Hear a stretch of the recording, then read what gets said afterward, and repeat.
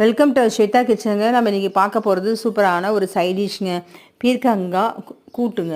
பீர்க்கங்காய் பாருங்கள், சூப்பராக பிஞ்சு பீர்க்கங்காவாக ஒரு 1/2 கிலோ வாங்கிட்டேங்க. அதை தோல் சீவி வச்சுருக்கேங்க.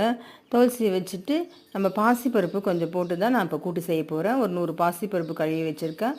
அது கூடவே 2 வெங்காயம், தக்காளி, 4 பச்சை மிளகா, காரத்துக்கு ஏற்ற மாதிரி போட்டுக்கலாம். நம்ம பீர்க்கங்காவை அரிஞ்சு அதிலே குக்கர்லேயே போட்டுடலாம். போட்டுட்டு உப்பு திட்டமாக போட்டு மஞ்சத்தூள் போட்டு அடுப்பில் வச்சு ஒரு 4 விசில் விட வேண்டியதாங்க.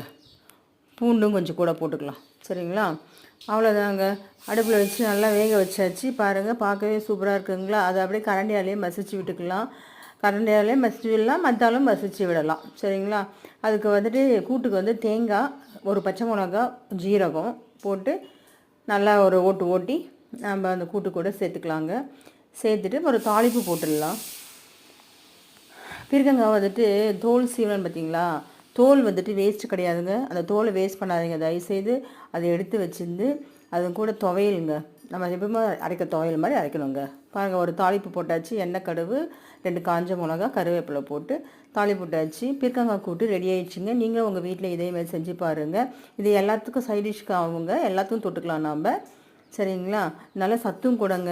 நீங்களும் இதே மாதிரி செஞ்சு பாருங்கள் உங்கள் வீட்லேயும். இந்த வீடியோ லைக் பண்ணுங்கள், ஷேர் பண்ணுங்கள், கமெண்ட் பண்ணுங்கள், சப்ஸ்கிரைப் பண்ணுங்கள். ஸ்வேதா கிச்சனுக்கு சப்ஸ்கிரைப் பண்ணுங்க. ஃபஸ்ட் டைம் பார்க்குறவங்க சப்ஸ்கிரைப் பண்ணிவிட்டு பாருங்கள் ஃப்ரெண்ட்ஸ். ஓகே, பாய்.